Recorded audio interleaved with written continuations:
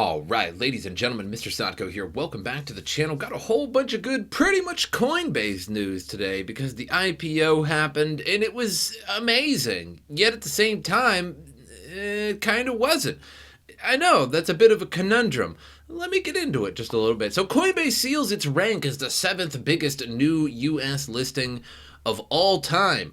Though most Wall Street pros missed that a gigantic record was at stake, Coinbase had a shot at becoming the most valuable new listing of any U.S. newcomer in history at its April 14th debut. Had America's top cryptocurrency exchange been on track to finish the day at market cap of 100 billion, it would have bagged the trophy in a walk. While waiting for Coinbase to start trading, this writer asked Jay Ritter, the nation's leading expert on IPOs and new listings, to provide a ranking of companies that boasted the biggest market caps at close of their first day of trading. Number one is Airbnb at 86.5 billion, followed by Facebook at 81.7.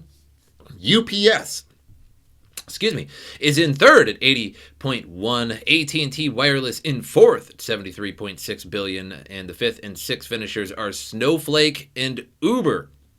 From there, the drop-off is fairly steep to DoorDash at 60.1 billion. To reach the summit, Coinbase needed the trade at $465 by the 4 p.m. NASDAQ close. Getting there would just edge Airbnb by nearly 82 billion, all-time best notched in December of last year. At first, it looked like Coinbase was heading for a financial feat that, given the widespread view that it's leading a revolution, would approach the right stuff legend Chuck Yeager's post-war triumph and breaking the sound barrier. After opening at $381 around 1:15 p.m., Coinbase quickly surged to $429. So, pretty big IPO. It's huge. The seventh biggest, in fact. So, this was supposed to have a big effect on Bitcoin. I thought it was going to have a really big effect on Bitcoin. I saw other YouTubers that thought it was going to have a negative effect on Bitcoin. Really, so far, it hasn't really had much of an effect on Bitcoin. However, I kind of think that it's more of a long-term thing as people are buying into Coin, the stock,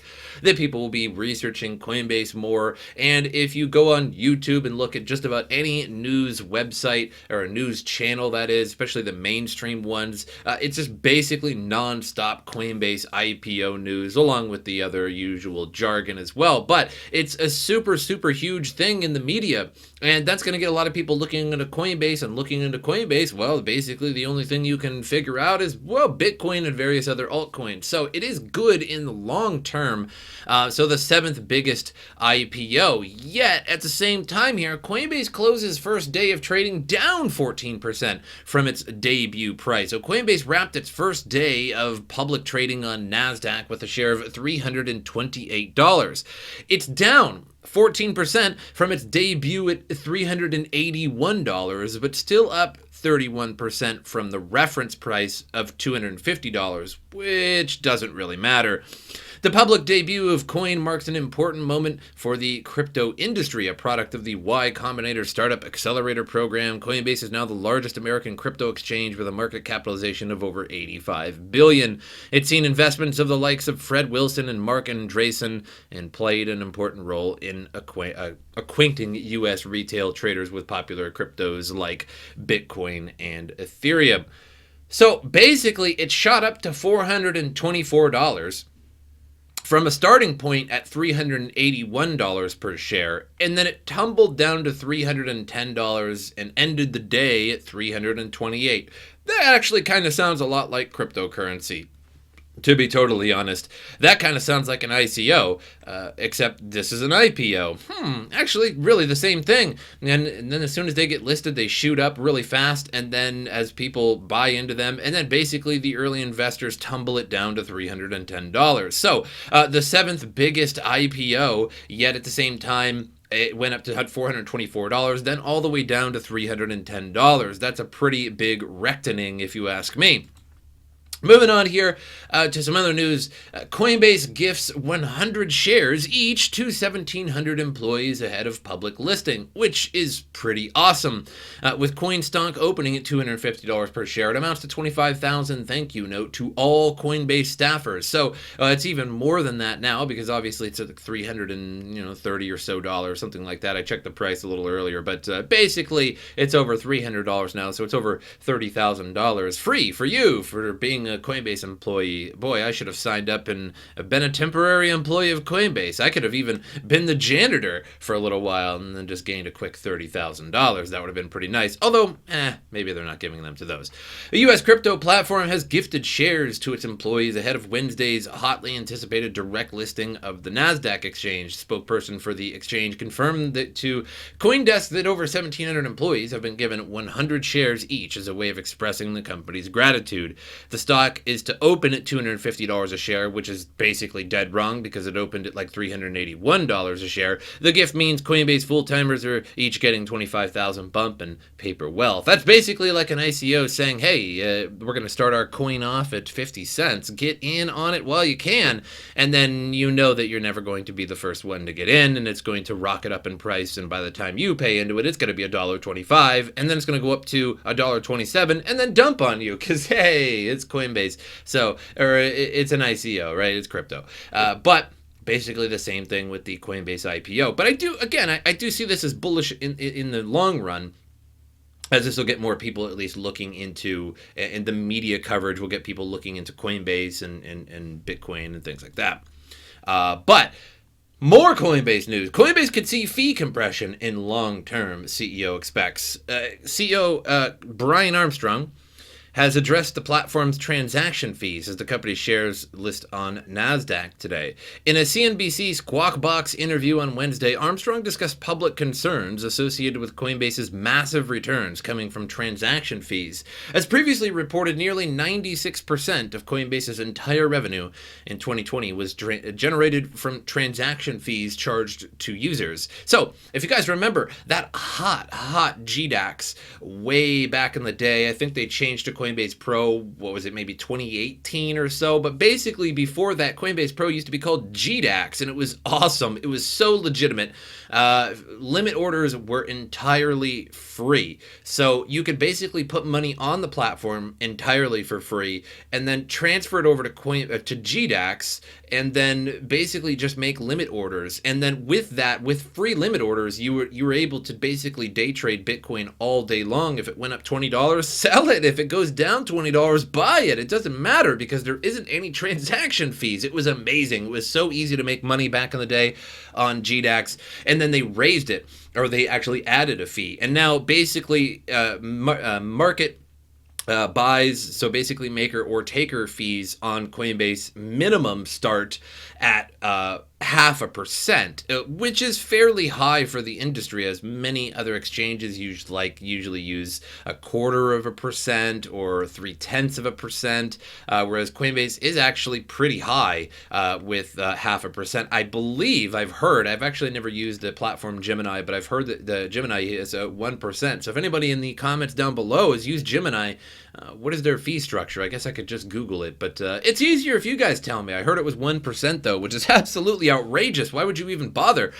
So when asked about the potential impact of greater competition on transaction fees on Coinbase, Armstrong said that the platform might see some fee reduction in the long term. Maybe some fee reduction, right? We're just using egregious fees right now, and we might lower it for you guys. We haven't seen any margin compression yet, and I actually wouldn't expect to see it in the short and the midterm. Longer term, yes, I do think there could be fee compression just like in every other asset class out there. So basically, Coinbase is acting like they're the only exchange on the planet, and in the short or the midterm, Coinbase refuses to lower their fees, so leaving Binance, Kraken, I believe, is lower, KuCoin is definitely lower, so basically all of their competition is lower. lower. Armstrong said that the big part of the crypto transaction fees come from a custody fee that is already baked into the transaction fees. A custody fee? What do you mean? Isn't every exchange basically a custody service? Because they have your coin and they have the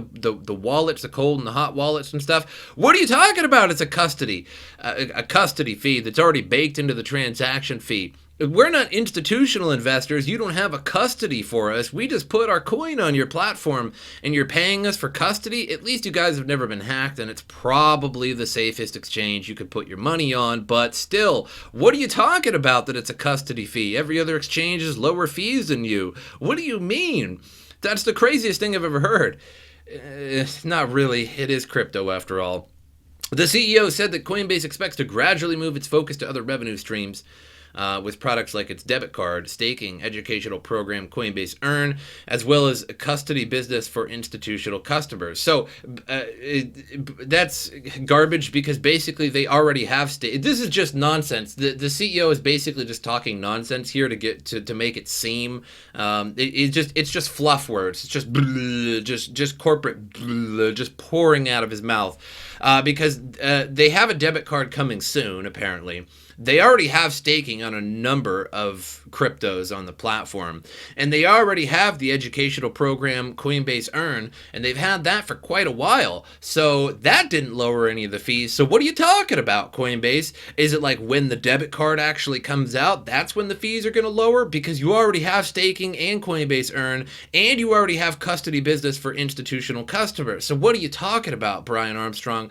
I'm not sure what you're saying here. You already have these. Are you saying that these in the future are going to be different than now? See, this doesn't make any sense.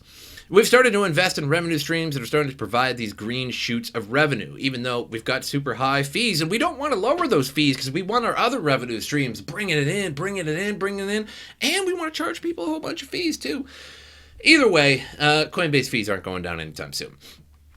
Moving on to some different news here. 420 million in leveraged long traders liquidated or rectidated after XRP rallies to $1.96. So basically, for quite a while on the channel, before XRP reached $1, it was something like 50 cents at the time. I was saying that XRP could easily be $1 if the SEC lawsuit blows away, because that would unleash the floodgates. Institutional investors like Grayscale might actually really, bring back the XRP fund. Like something like 30 exchanges will unlist or relist or unsuspend XRP, yada yada. Then it went way over that. So was I right about that? I'm going to go with a yes. Why not just say yes, right? Sure, I was right. Why not? Even though the SEC lawsuit hasn't blown away. I'm just trying not to pop my own bubble here. Then it was over $1, and I said it could easily be $2 if the SEC lawsuit blows away. Then it reaches $1.96. Eesh. Okay, so I'm still kind of right here. Am I 50%? I'm 50% right. Either way, should I just keep bringing it up the price? I'm just going to keep predicting the price higher, and then it looks like I'm totally right, at least like half right. So I'm going to guess $3 if the SEC lawsuit blows away. So basically, XRP reached nearly $2 today. XRP holders couldn't have asked for a better year as the crypto rallied almost 800% and flirted with a $2 level in the early hours of April 14th. In addition to achieving its highest level since January 2018, this robust price increase signals that investors are not worried about the ongoing SEC unregistered securities offering dispute. So I bet Grayscale right now is kicking themselves right in the tuchus for getting rid of this, because that would have made their investors a whole bunch of money and them a whole bunch of fees with it. Ouch! And I bet all the exchanges that delisted it or suspended it are also kicking themselves in said tuchus, because they missed out on a whole mess of fees of people trading XRP up to nearly $2 now. Whoops. However, I just have to remind that, once all of that is lifted, all of those restrictions are lifted, XRP may rally. There is also, I think, a smaller chance. I think the greater chance is that XRP will rally close to maybe even $3, since the fear will go away and all the floodgates will open back up. But you also have to realize that On a lot of these exchanges, people still have XRP sitting there as the wallets are still active on these exchanges, but you just can't trade it. So they can take it off of the exchange and remove it and put it somewhere else. But some people just don't do that, plain and simple, and they're just still hodling their crypto on some of these exchanges, hodling their XRP. So when those floodgates actually open up and those people were allowed to trade it, they will realize, hey, my 10,000 XRP that I had that I bought for like $3 when it was 20 cents. It's a slight exaggeration, I know. But they have a ton of XRP sitting there, and now it's at $2. And so they have a whole bunch of money. So you can expect, at least for a little while, that there's going to be some pretty brutal sell pressure of people getting rid of their old bags, as people probably have a lot of it, because all of this started when XRP was like at 30 and 20 cents. So people were able to buy egregious amounts of XRP at that price, and then all of a sudden they got locked out of being able to buy or sell more of it. So there's going to be a whole bunch that people will dump. But I guess in the long run, perhaps it will raise the price even more. However, just 6 hours after rallying to $1.96, XRP crashed by more than 20%. These remarks have contributed to the unprecedented 420 million long liquidations on derivatives exchanges today. So no real need to read the rest of it, but all these articles are always in the description below. But basically, a whole bunch of reckoning, because people seen it at $1.96 and they figured, hey, it's at the top, I might as well long it with a whole bunch of leverage, right? This is a great idea. A bold move, guys. $420 million wrecked, though. But moving on to CoinMarketCap here, $2.2 trillion. So we're on that way, gentlemen, to that $3 trillion market cap. And once I've heard some people speculate that once Bitcoin is at $2 trillion market cap, then, maybe the SEC will allow Bitcoin to have an ETF. I think it'll happen before that, but that would make for quite a bit more liquidity in that sense, because then people could be trading even smaller amounts. Because as Bitcoin's market cap increases and as its price increases, people are trading smaller amounts. At least a retail investor is trading smaller amounts of Bitcoin. While it may be the same amount in fiat, now it's slightly less, because as people are trading it or buying into it, your $100 is buying a little bit less. And therefore, there's a little bit more liquidity in that sense, because a little bit of Satoshis is now worth quite a bit more than when Bitcoin is worth less, and it's actually being, essentially a tradable amount, if you will.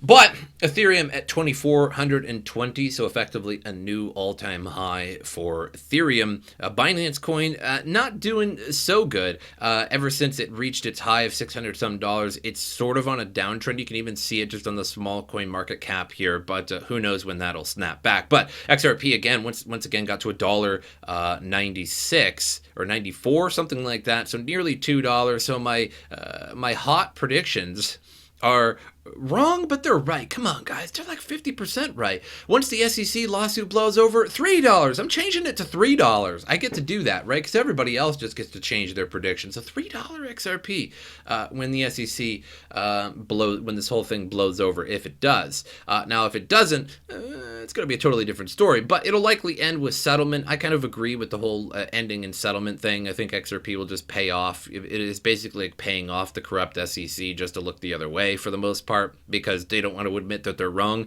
They're like, hey, you're not quite a currency, but you're also not a security, but if you don't pay us off, we won't let this go. So it's basically extortion. Is that extortion?